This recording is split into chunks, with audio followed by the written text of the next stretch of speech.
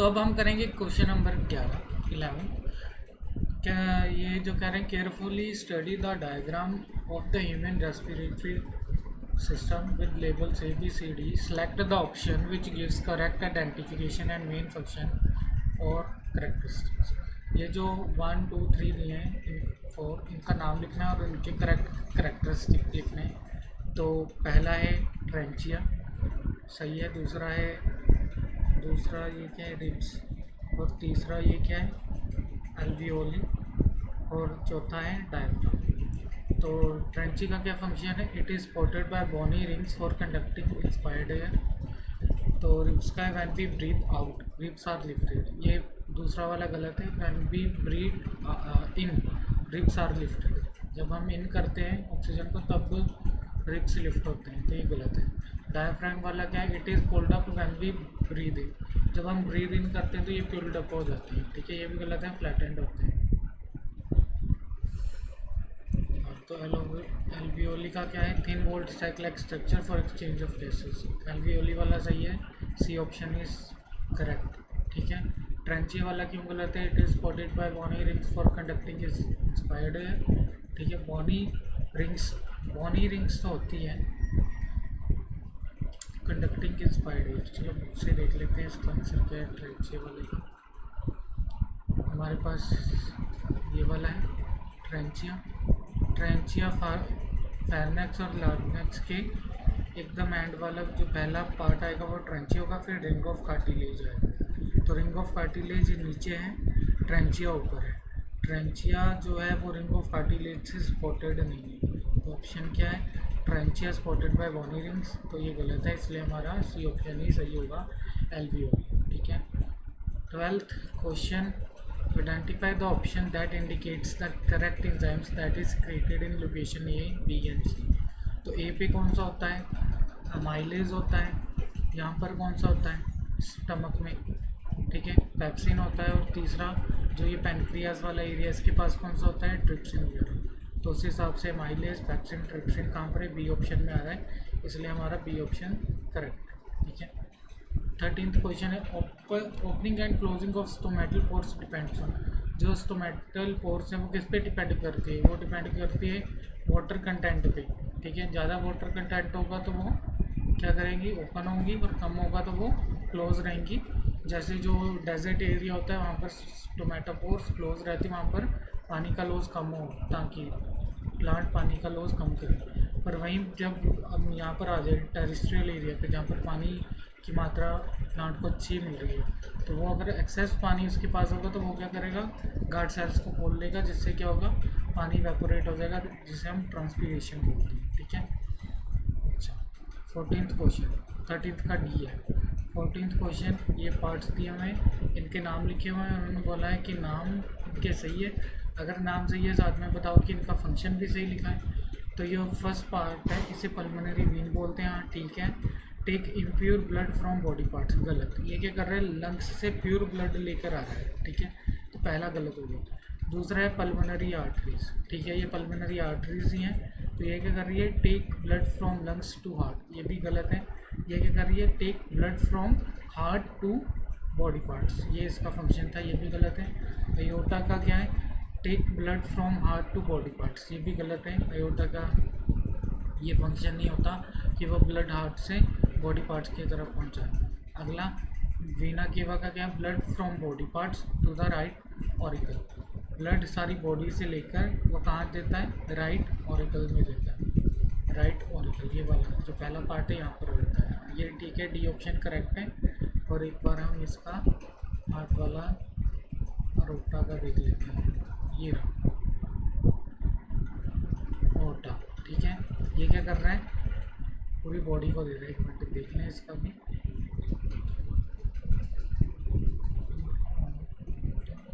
ओटा का क्या है, take blood from heart to body parts, aorta का भी तो सही है फंक्शन, ओटा का भी सही फंक्शन है।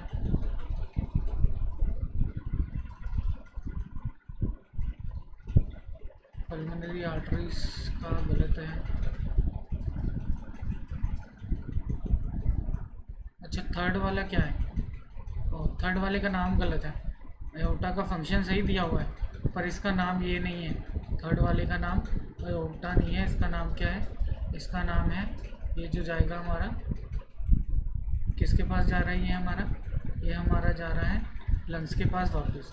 तो लंग्स के पास डीऑक्सीजनेटेड ब्लड कहाँ से जा रहा है वापस, वो जा रहा है पल्मोनरी आर्टरीज के थ्रू, तो इसलिए ये गलत है। ठीक है, नाम ठीक है, फंक्शन सही है तीसरे वाले का, लेकिन थर्ड का ये नाम नहीं है, थर्ड का पल्मोनरी आर्टरी नाम है। ठीक है,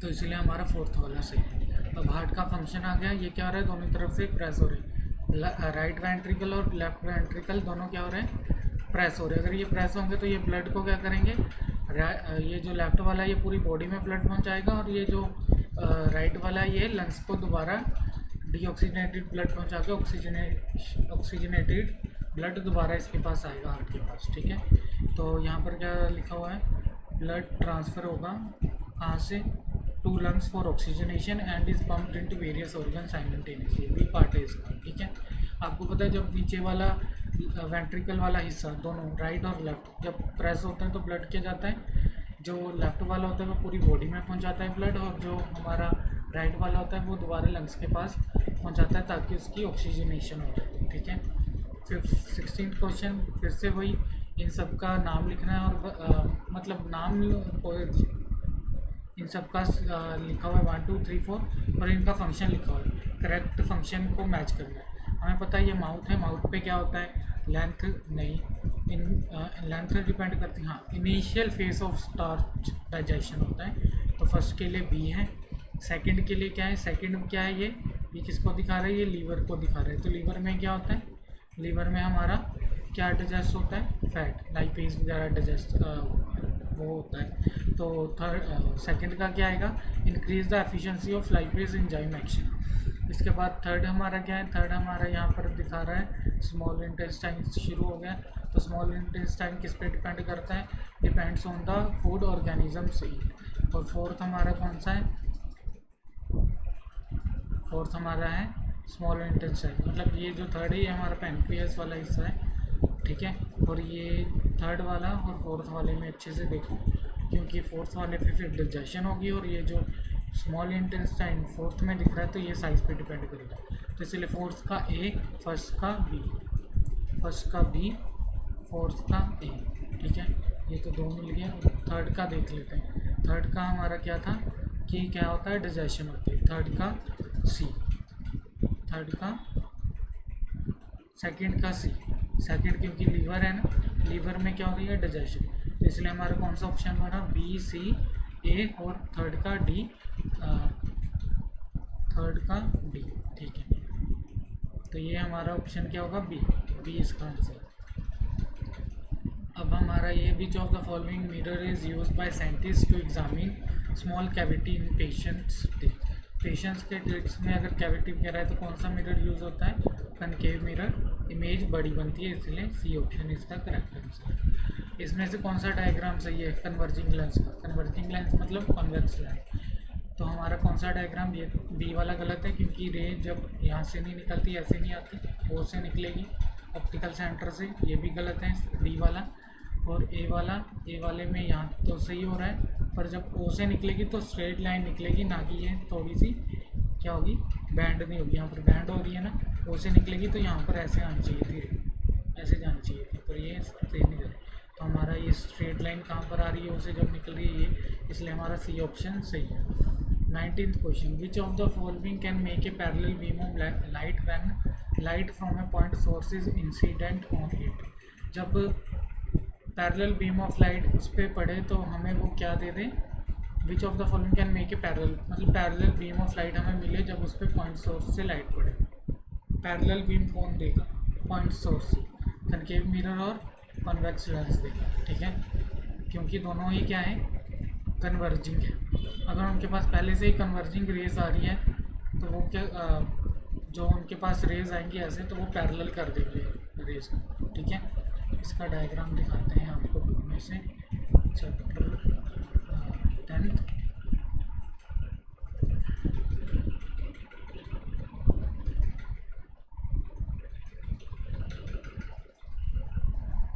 पॉइंट सोर्स से लाइट का आना है। ठीक है। जब लाइट आएगी तो ये क्या कर लेंगे, उसे पैरेलल कर देंगे। ये पॉइंट सोर्स से आ रही है, पैरेलल करेंगे लाइट, ठीक है। यहाँ पर डायग्राम से दिया नहीं है, बनाना पड़ेगा, डायग्राम बुक में नहीं है, फिर भी आप समझ लो कि वो पैरेलल कर देगा। क्यों? क्योंकि पॉइंट सोर्स से आ रही है। देखो ये अगर मैं बोलूँ आपको कनकेव मिरर है, यहाँ पर पॉइंट सोर्स है, तो पॉइंट सोर्स की रेज क्या होंगी, स्कैटर होंगी। स्कैटर, जब वो स्कैटर होंगी तो वो क्या होंगी, यहाँ पर स्ट्राइक करेंगी, जो यहाँ पर स्ट्राइक करेंगी वो क्या हो जाएंगी, किससे निकलेंगी, पैरेलल जाएंगी, पैरेलल रेज बनेंगी, ठीक है। इसी तरह कन्वेक्स लेंस का होता है, तो इसका क्या होगा, ये ऑप्शन होगा। Consider this indices of refraction, glass का दिया हुआ, एयर का, वाटर का, based on refractive indices of 3 material, इन्हें अरेंज करो कि सबसे ज़्यादा स्पीड ऑफ लाइट किस में होगी। ये भी हम इसी में से करेंगे। रिफ्रैक्टिव इंडेक्स क्या होता है, पहले वो आपको पता होना चाहिए। रिफ्रैक्टिव इंडेक्स क्या होता है, रिफ्रैक्टिव इंडेक्स होता है speed of light in air and speed of light in medium. तो जो speed of light in air होती है वो सी होती है, वो कांस्टेंट होता है 3 × 10⁸ मीटर पर सेकंड। तो सी तो कांस्टेंट है, डिपेंड किस पे कर रहा है, वी पे। वी क्या है, speed of light in medium, जिस भी मीडियम में वो ट्रेवल कर रही है उसकी वो क्या स्पीड है, ठीक है। तो हम वी पे डिपेंड करते हैं, तो वी को मान के चलेंगे। अगर वी ज़्यादा होगा तो ये पूरी वैल्यू कम हो जाएगी, क्योंकि डिनोमिनेटर अगर ज़्यादा होगा तो पूरी वैल्यू क्या हो जाएगी, छोटी, क्योंकि सी तो कांस्टेंट ही है। और अगर वी छोटा होगा तो पूरी वैल्यू बढ़ जाएगी। तो स्पीड ऑफ लाइट किस में ज़्यादा होगी, जिसकी ये वैल्यू, जिसकी ये जो रिफ्रैक्टिव इंडेक्स की वैल्यू जो क्या है, ज़्यादा है या कम है। अगर वी हमारा ज़्यादा होगा तो हमारी ये वैल्यू कम आएगी, तो इसीलिए जिसकी रिफ्रैक्टिव इंडेक्स कम उसका वी ज़्यादा, ठीक है। तो इसमें रिफ्रैक्टिव इंडेक्स किसका ज़्यादा है, ग्लास का। तो speed of glass, refractive index जिसका ज़्यादा होगा उसकी रिफ्रैक्टिव इंडेक्स कम होगा। तो सबसे कम किसका, एयर का। तो एयर का सबसे कम है, इसीलिए एयर में क्या होगा, सबसे ज़्यादा स्पीड होगी। फिर उसके बाद वाटर में स्पीड आएगी और फिर उसके बाद ग्लास में। तो इसका ऑप्शन क्या है, speed, air, water, glass, C option इसका करेक्ट है। अब इसमें बोला है कि बीम ऑफ लाइट है वायलेट और red, same angle of incident है, उससे क्या की जा रही है, इंसिडेंट की जा रही है प्रिज्म पे फ्रॉम एयर मीडियम। तो जो एंगल ऑफ रिफ्रैक्शन है वो बताओ क्या होगा, ठीक है। From air medium and produce angle of refraction and V respectively, ठीक है। Which of the following is correct, कौन सा इसमें से करेक्ट है। एंगल ऑफ रिफ्रैक्शन आ रहे हैं, पर वी क्या है, देखो, if a beam of red light and beam of violet are incident at the same angle on the inclined surface of a prism from air medium and produce angle of refraction R and V respectively, R और V angle बना रहे हैं, तो बता इनमें से which of the following is correct. R जो है वो रेड लाइट का मतलब रिफ्रैक्टिव एंगल ऑफ रिफ्रैक्शन है, और वी क्या है, रेड लाइट वायलेट लाइट का एंगल ऑफ रिफ्रैक्शन। आर जो है हमारा रेड लाइट का है, रेड लाइट का हमारा आर है, ठीक है। और वायलेट लाइट का हमारा वी है, एंगल ऑफ रिफ्रैक्शन। तो इनका एंगल ऑफ इंसिडेंट दोनों का सेम है।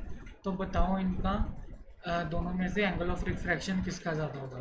तो angle of refraction red light का ज़्यादा होगा, क्यों, क्योंकि रेड लाइट कम बैंड करती है, कम बैंड करती है तो कम क्या बनाएगी, एंगल ऑफ रिफ्रैक्शन बनाएगी, ठीक है। रेड लाइट कम बैंड करती है, इसलिए कौन सा, कम एंगल ऑफ रिफ्रैक्शन बनाएगी, ठीक है। प्रिज्म में देख लेते हैं एक बार।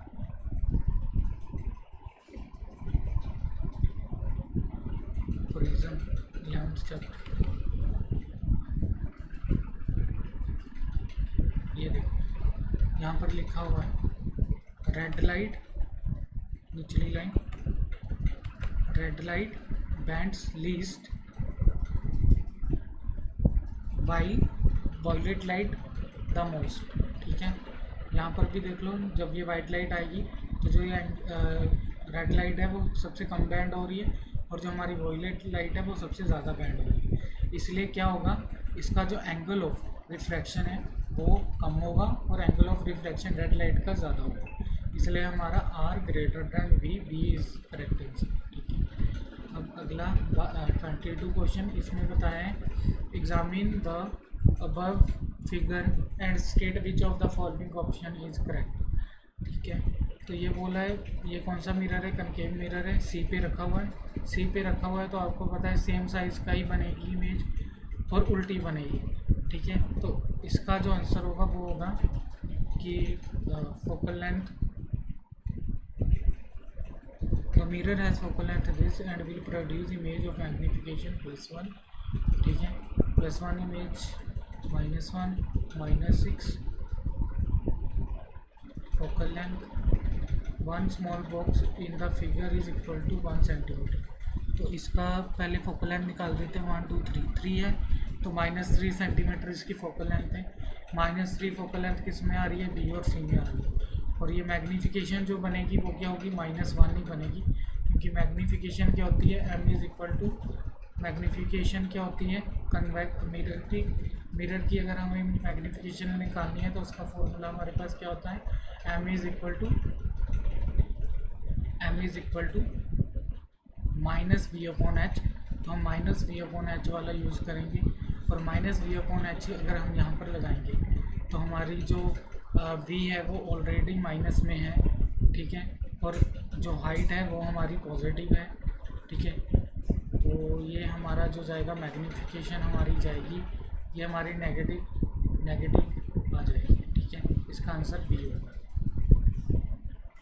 23 का इसका 0 ऑप्शन आएगा। क्यों आएगा, क्योंकि जो ये इंसिडेंट और ये रिफ्लेक्टेड रे हैं ये 90 का एंगल, मतलब हम जब इनका एंगल निकालते होते हैं तो हमें परपेंडिकुलर ड्रॉ करना होता है सरफेस पे, तो ये परपेंडिकुलर ही जा रही है, इसलिए यही लाइन हमारी क्या है, इंसिडेंट, यही लाइन हमारी क्या है, नॉर्मल। और नॉर्मल और इंसिडेंट के बीच एंगल कितना बन रहा है, 0 डिग्री, इसलिए इसका आंसर बी है। इस वाले का आंसर हमारा क्या होगा, इसमें ये वाला अच्छा क्वेश्चन है। इसमें पूछा है कि जो थर्ड कलर होगा from top of the corresponding, देखो आपको पता है बेस हमारा क्या है, BC हमारा बेस है, BC हमारा बेस है, यहाँ पर BC हमारा बेस है। ये ऑप्शन गलत हो गया क्योंकि यहाँ पर BC हमारा बेस नहीं है, AB हमारा बेस बन रहा है, थर्ड ऑप्शन गलत हो गया। इसी तरह यहाँ पर BC बेस नहीं बन रहा, बेस हमारा AB बन रहा है, तो ये भी गलत हो गया। ठीक है, अब हमारा जो बेस जिनमें बन रहा है वो सेकंड और थर्ड में बेस बन रहा है। अब इन्होंने पूछा है कि एक लाइट ऐसे जाएगी तो आपको पता है स्कैटर होगी, रेड सबसे ऊपर होगी, उसके बाद कौन सी नीचे आएगी, वॉयलेट। और इसमें क्या होगा, इसमें रेड जो होगी वो नीचे आएगी और वॉयलेट ऊपर जाएगी। तो इन्होंने पूछा है कौन सा कलर चाहिए, ऊपर से थर्ड कलर चाहिए from the top of the spectrum corresponding the colour of sky, मतलब ब्लू कलर चाहिए थर्ड में ब्लू कलर चाहिए। तो ब्लू कलर यहाँ पर क्या आएगा, नीचे से थर्ड आएगा, और यहाँ पर ब्लू कलर ऊपर से थर्ड आएगा, क्योंकि इसकी जो रेज है यहाँ पर नीचे सबसे पहले रेड आएगा, ऊपर वॉयलेट आएगा विबग्योर के हिसाब से, फिर इंडिगो, फिर ब्लू आएगा। और यहाँ पर अगर विबग्योर बनाएंगे तो यहाँ पर पहले विबग्योर के हिसाब से बैंडिंग ऑफ लाइट के हिसाब से रेड ऊपर आएगा, क्योंकि रेड सबसे कम बैंड करेगा, वॉयलेट सबसे ज़्यादा बैंड करेगा, तो वो सबसे नीचे आएगा। और ये उल्टा जाएगा, वॉयलेट फिर आएगा हमारा इंडिगो, फिर ब्लू, फिर ऑरेंज, फिर येलो, पहले violet, indigo, blue, green, orange, yellow, orange, red. और यहाँ पर हमारा सबसे पहले क्या आ जाएगा, हमारा सबसे पहले यहाँ पर आएगा ऊपर वॉयलेट आएगा, फिर आएगा हमारा इंडिगो, फिर ब्लू। तो स्काई का कलर ब्लू होता है, तो इसलिए हमारा ऑप्शन नंबर सेकंड करेक्ट है, जो कि हमारा बी ऑप्शन है। हमने 24 क्वेश्चन कर लिए। अब हम सेक्शन बी करेंगे। सेक्शन बी के जो क्वेश्चन है वो जितने होंगे अब हम करेंगे, फिर उसके बाद अगली वीडियो में बाकी के रिमेनिंग क्वेश्चन करेंगे। अरे लाइमस्टोन है, लाइमस्टोन क्या होता है, उसे हीट किया तो हमारे पास बन रहे, लाइमस्टोन होता है कैल्शियम कार्बोनेट CaCO3। उसे हीट किया तो हमारे पास कैल्शियम ऑक्साइड बनेगा और कार्बन डाइऑक्साइड गैस निकलेगी। जब उसमें पानी डाला जाएगा कैल्शियम ऑक्साइड में तो वो स्लेट ब्राइन बन जाएगा, कैल्शियम हाइड्रोक्साइड बन जाएगा। तो इसमें से जब हम हीट देते हैं तो ये क्या होता है, एंडोथर्मिक रिएक्शन। और जब ये हमें पता है कैल्शियम ऑक्साइड का पानी के साथ रिएक्शन क्या होता है, एक्सोथर्मिक होता है, हीट रिलीज होती है, गर्म हो जाता है। ये पहला ही टाइप्स ऑफ रिएक्शन में कॉम्बिनेशन में हमारे पास एग्जाम्पल है।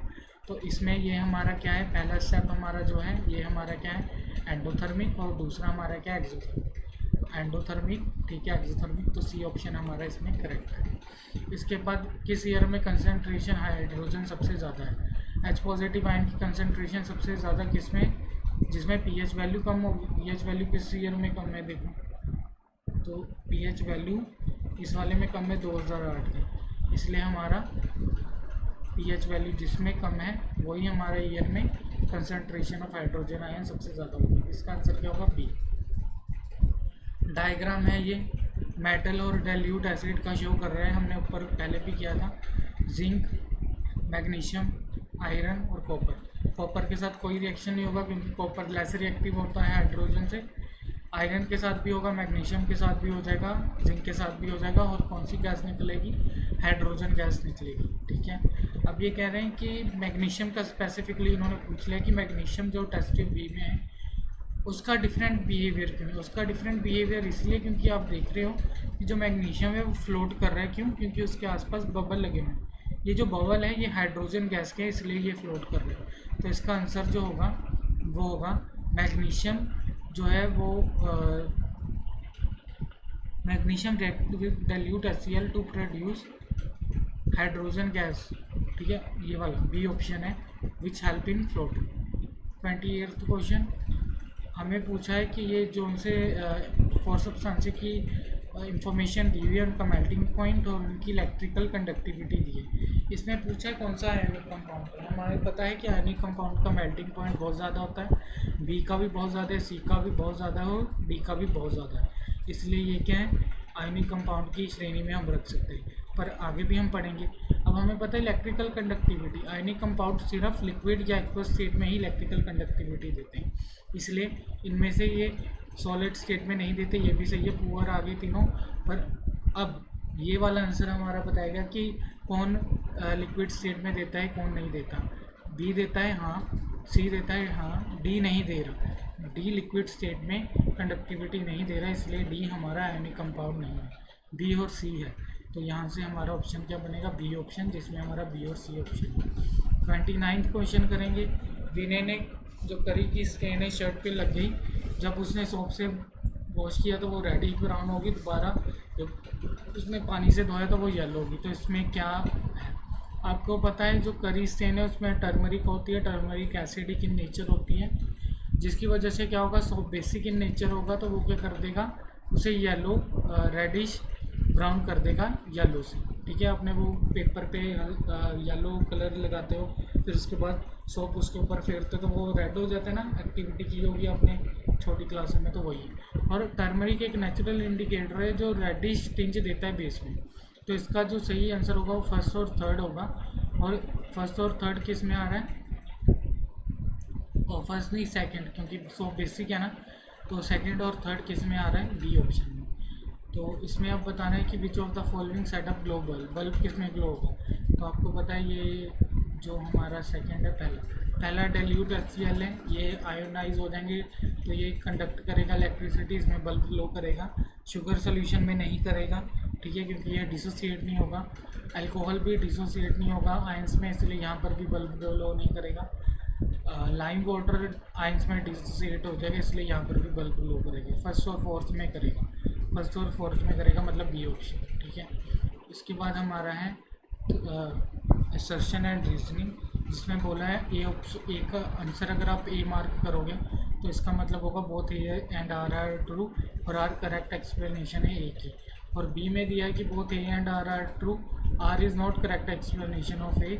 और सी में दिया ए ट्रू, बी फॉल्स, और डी में दिया A false, B R true. ठीक है, तो जो फ्रेश मिल्क होता है उसमें बेकिंग सोडा जब डाला जाए तो वो कर्ड बनने में ज़्यादा टाइम लगता है। ऐसा क्यों? क्योंकि उसकी पीएच वैल्यू बढ़ जाती है।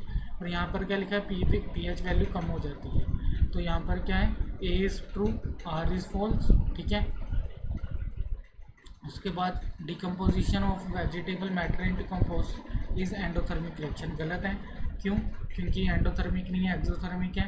एक्सोथर्मिक होता है ना डिकम्पोजिशन ऑफ वेजिटेबल मैटर, और decomposition reaction involves breakdown of single reactant into single product. Reason सही है, तो इसमें कौन सा जाएगा, A false, R true. D answer होगा इसका। Resins and gums are stored in organic tissue in plants, ठीक है ये सही है। Resin and gums facilitate transport of water molecule, ये गलत है। रेजिन और गम्स जो होते हैं स्टोर्ड हो जाते हैं ओल्ड रियाले में, ये सही है। A true, R false.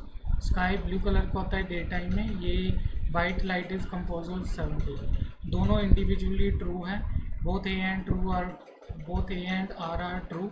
Assertion और रीज़न दोनों ट्रू है, पर जो आर है वो करेक्ट एक्सप्लेनेशन नहीं है किसकी, ए की, ठीक है। White light is compose of 7 colour, ठीक है। अब 35th क्वेश्चन जो है उसमें कह रहा है कि एसिड और बेस है, इनमें से बताओ ये the table given below show the reaction of few elements with acid and base to evolve hydrogen gas.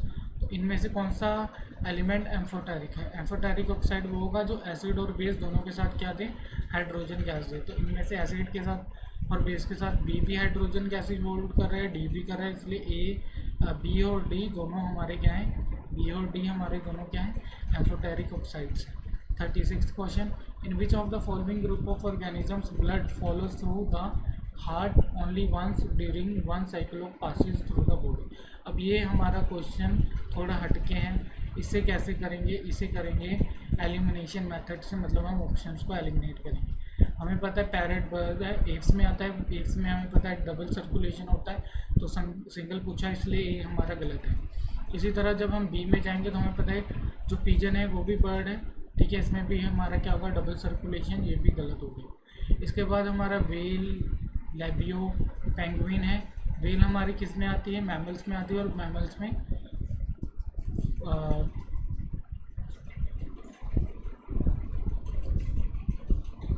Mammals में आती है, इसलिए इसमें भी सिंगल सर्कुलेशन ही होता है, डबल होता है, तो सी भी नहीं होगा। तो हमारा डी ऑप्शन करेक्ट होगा इसमें, ठीक है। पैरेट में सिंगल, डबल, टोटल, ठीक है। 36 हो गया। 37 कहने what is common between blood vessels around the alveoli and glomerulus of nephron. ये दोनों बहुत थिक होता है, पतला होता है, ठीक है, बहुत ही ज़्यादा पतला होता है, ये थिन होता है। इनकी वॉल्स क्या होती है, थिन होती है। थिन होने की वजह से क्या होती है, एक्सचेंज इजी, डिफ्यूजन इजीली हो जाता है, ठीक है। एल्वियोली में से भी गैसेस का डिफ्यूजन इजीली हो जाता है, और नेफ्रॉन में, ग्लोमेरुलस में से भी इजीली हो जाता है, जिससे जो हमें आयंस चाहिए होते हैं वो इजीली मूव कर जाते हैं नेफ्रॉन में, अनवांटेड आयंस, ठीक है। तो इसका आंसर जो होगा thin walled capillaries richly supplied with blood, ठीक है, डी आएगा। Plants usually completely different process use different process of excretion as compared to animals.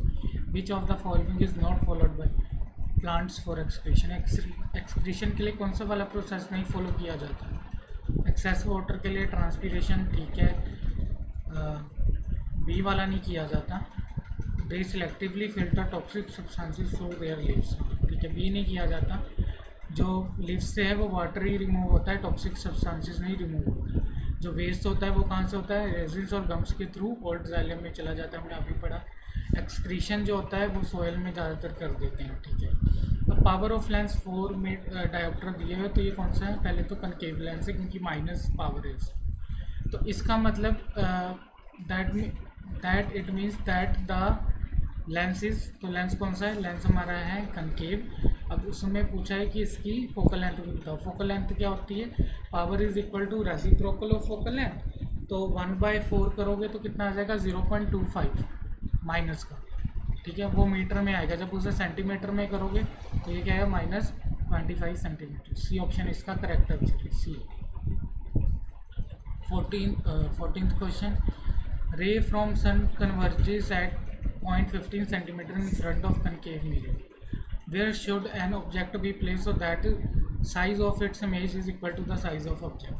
जब भी size of image और size of object इक्वल करना हो तो हमेशा हमारी जो ऑब्जेक्ट होगी वो कहाँ पर होगी, सेंटर ऑफ कर्वेचर पे होगी। तो सेंटर ऑफ, क्योंकि सेंटर ऑफ कर्वेचर पे जो भी ऑब्जेक्ट होगी वो सेम हमारा क्या देगी, साइज़ का देगी। अब इन्होंने बोला है वो कहाँ पर है, 15 सेंटीमीटर पे खड़ी है, तो where should, object place 15 centimeter in front of mirror, B answer आएगा इसका। ठीक है, एक बार चेक कर लेते हैं एंड का इमेज वाला सेम साइज़ किस में बना है। हाँ, ये देखिए centre of curvature.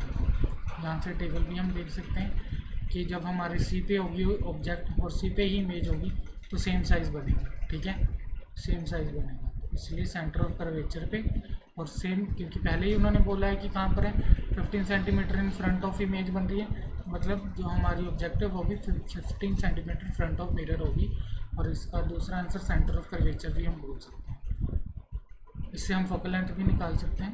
Focal length कितनी आएगी, half of centre of curvature that is 7.5 centimetre. अब ये क्वेश्चन में भी हमें यही लगाना है एलिमिनेशन मेथड। इसमें बोला है कि कौन से ऑर्गेनिजम्स जो फूड का ब्रेकडाउन है वो आउटसाइड द बॉडी कर लेते हैं एंड फिर ऑब्जर्व करते हैं। हमें भी तो प्लांट इनसाइड करते हैं, इसलिए ये ऑप्शन गलत है। ठीक है, अमीबा भी इनसाइड करता है, इसलिए ये ऑप्शन भी गलत है। टैपवॉर्म भी इनसाइड डाइजेशन करता है, इसलिए ये भी गलत है। तो आंसर क्या होगा, B option, yeast, mushroom, bread moulds. ठीक है, ये जो है बाहर करते हैं पहले ब्रेकडाउन, फिर इसे अंदर लेते हैं, खाते हैं। 42nd क्वेश्चन,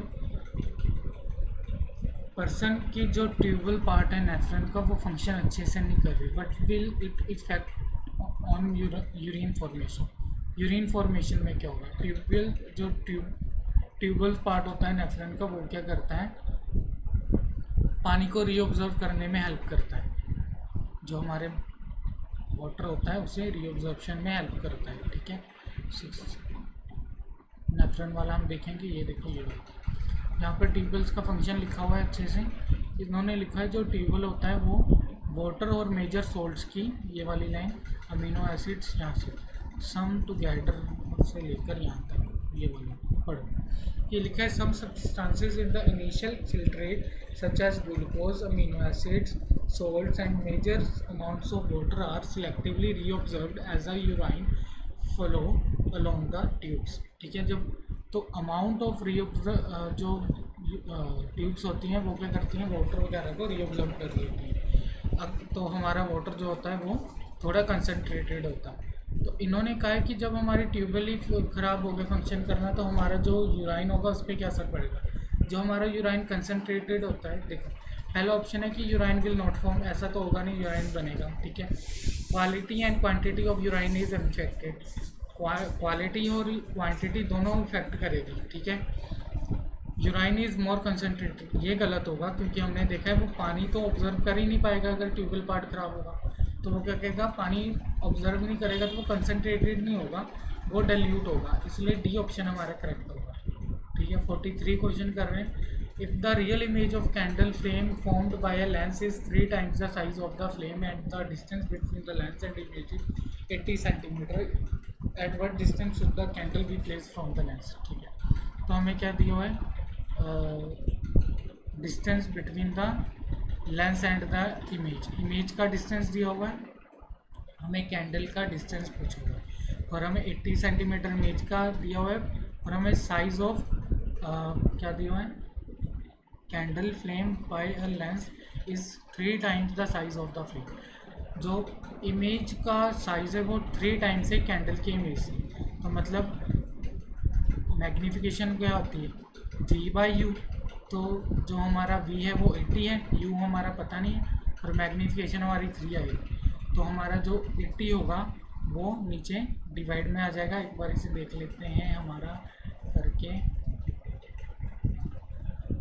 ये वाला, ये देखो जो D होगा हमारा -80/3 होगा। कैसे, मैग्नीफिकेशन -3 है, V हमारा 80 है। ठीक है, V हमारा 80 है और मैग्नीफिकेशन हमारी होती है M = V/U। तो -3 = 80/U। ठीक है, तो U इधर चले जाएगा, 3 नीचे आएगा, तो हमारा U जो ऑब्जेक्ट डिस्टेंस होगा वो कितना आएगा, -80/3। -80/3 हमारा करेक्ट आंसर आएगा इसका। तो इसका आंसर जो होगा हमारा डी होगा। 44 वाला कर रहे हैं। इसमें कहा है कि एक नाली ली है, उसने एक ये डायग्राम बनाया और इसमें कुछ ऑब्जर्वेशन को कंक्लूड किया है। पहला उसने किया है कि the image of the object will be virtual one, virtual one image बनेगी। ठीक है, दूसरा उसने कहा है कि reflected ray will travel along the same path as the incident ray but in opposite direction. हाँ बिल्कुल सही है, क्योंकि जब हमारे सेंटर ऑफ कर्वेचर से रे ऑफ लाइट पास होगी तो वो क्या हो जाएगी, सेम पाथ को फॉलो करके वापस चली जाएगी। तो सेकंड सही है। The image of the object will be inverted, image उल्टी बनेगी, बिल्कुल उल्टी बनेगी जी, क्योंकि कनकेव मिरर है हमारे पास। चौथा, this is concave mirror and has the focal length will be negative, ये भी सही है। दूसरा तीसरा चौथा सही है, पहला गलत है, तो इसका आंसर होगा दूसरा तीसरा चौथा किसमें आ रहा है, सी में, तो सी हमारा आंसर होगा इसका। ठीक है, अब हम अगला कर रहे हैं 45th कर रहे हैं। 45th में हमसे पूछा क्या गया है, इसमें हमें दिया हुआ है एक मीडियम 2 3 1, मतलब एक फिर से रिपीट हो रहा है। तो इन्होंने बोला है कि जो 1 3 और 4 है, इनकी जो एंगल्स है वो सेम है, 1 भी सेम है, 3 भी सेम है। ठीक है, 3 के बाद 4 भी हमारा सेम आ रहा है, 4 सेम आने के बाद हमारा, ठीक है, तो विच of the following statement will would be correct, कौन सी करेक्ट होगी। पहले हम देख लेते हैं कि मीडियम 1 से जब जा रहा है तो ये क्या हो रहा है, रे जो हो रही है बैंड हो रही है टुवर्ड्स नॉर्मल, तो ये जो मीडियम 2 है वो ये डेंसर है। इसके बाद मीडियम 3 जो है, रे जो है हमारी क्या हो रही है, अवे फ्रॉम द नॉर्मल जा रही है, इसलिए ये क्या है, रेयर है। और हमारा फिर ये जो मीडियम 1 है इसमें स्ट्रेट जा रही है, मतलब मीडियम 1 मीडियम 3 और मीडियम 1 अगेन ये रेयर मीडियम है, मतलब इनकी डेंसिटी कम है, वेयर एज मीडियम 2 इज उसकी डेंसिटी ज़्यादा है, इट इज़ मोर डेंसर। ठीक है, तो मीडियम 1 डेंसर दैन मीडियम 3 नहीं, दोनों का एंगल सही है, तो ये दोनों का सेम है। मीडियम 3 इज़ डेंसर दैन नहीं, medium 2 is rare as medium नहीं, medium 1 and 3 are essentially the same medium but medium 2 is denser than medium 3, D option is correct. ठीक है, refractive index of flint glass is this and that of alcohol is this with respect to air. What is the refractive index of glass with respect to air. इन दोनों को divide करोगे तुम्हारा answer आ जाएगा 46 का answer मैं वैसे ही बता देता हूँ। 46 का आंसर तुम्हारा आएगा 1.21 और डिवाइड करना है। देखो, refractive index of flint glass with respect to alcohol, तो जो पहले लिखा है वो पहले आएगा, जो बाद में लिखा है वो बाद में आएगा, बस डिवाइड करना है और तुम्हारा आंसर आएगा 1.21, और जो कि ऑप्शन किस में है, बी ऑप्शन।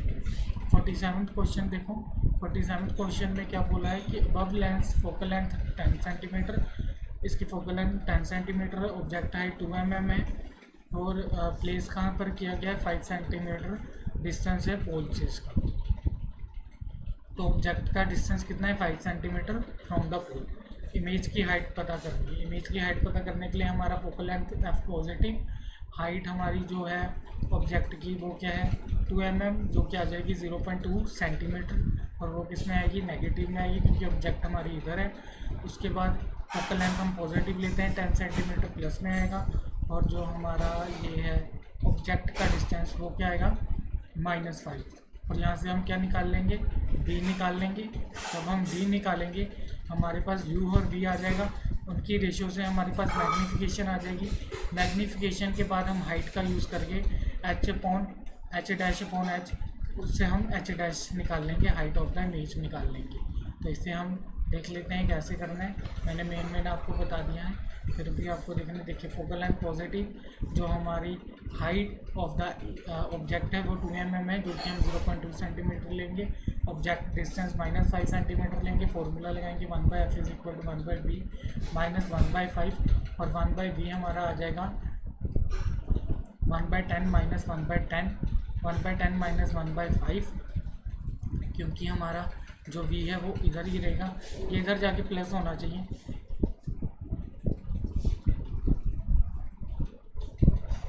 जब इसे सॉल्व करेंगे तो हमारा क्या आ जाएगा, -1/10, और हमारा v आ जाएगा -10, और हम मैग्नीफिकेशन निकालेंगे तो वो कितनी आ जाएगी, 0.4, और यहाँ से हम हाइट निकालेंगे, और हाइट हमारी कितनी आएगी, 4 mm आ जाएगी। ठीक है, करके देखिए, हो जाएगा आपके से ये। अब हम अगला कर रहे हैं क्वेश्चन नंबर 47 हो गया, 48 कर रहे हैं। तो इन्होंने कहा एक केबल है, manufacturing unit tested few elements on the basis of their physical property. एक केबल मैन्युफैक्चर है, उसने अलग अलग वायर्स की क्या किया है, फिजिकल प्रॉपर्टीज़ चेक की है। Malleable, ductile, electrical conductivity and melting point. ठीक है, तो इन्होंने पूछा which element discarded for uses by company. Cable बनाने के लिए, तार बनाने के लिए कौन सा एलिमेंट डिस्कार्ड करेंगे? सबसे पहले तो उसे डिस्कार्ड करेंगे जिसका मेल्टिंग पॉइंट लो है, मतलब एक्स और जेड नहीं लेंगे। ठीक है, जिसका मेल्टिंग पॉइंट लो है, क्योंकि ये मेल्ट हो जाएंगी तो वायर्स खराब हो जाएंगी। डब्ल्यू और जेड लेंगे। ठीक है, डब्ल्यू और जेड लेंगे। अब उन्होंने डिस्कार्ड वाला पूछा है तो हमारा एक्स और वाई है, पर इन्होंने 3 बोले हैं तो हमें कुछ और भी चेक करना पड़ेगा। इलेक्ट्रिकल कंडक्टिविटी, ठीक है, ठीक है, इलेक्ट्रिकल कंडक्टिविटी भी लेंगे। अच्छा, तो इलेक्ट्रिकल कंडक्टिविटी ही नहीं होगी तो फिर हम जेड को लेंगे ही क्यों? ठीक है, तो एक्स वाई जेड को नहीं लेंगे हम। X Y Z B option, B option में हम नहीं लेंगे, बी ऑप्शन हम नहीं लेंगे, एक्स वाई जेड नहीं लेंगे। ठीक है, क्योंकि इसकी इलेक्ट्रिकल कंडक्टिविटी नहीं है जेड की, तो हम क्या करेंगे इसका? सी है थ्योरी सॉल्ट स्टोरी। ठीक है, ये हम अगले पार्ट में करेंगे। और ऐसे ही वीडियो देखने के लिए चैनल को सब्सक्राइब करें।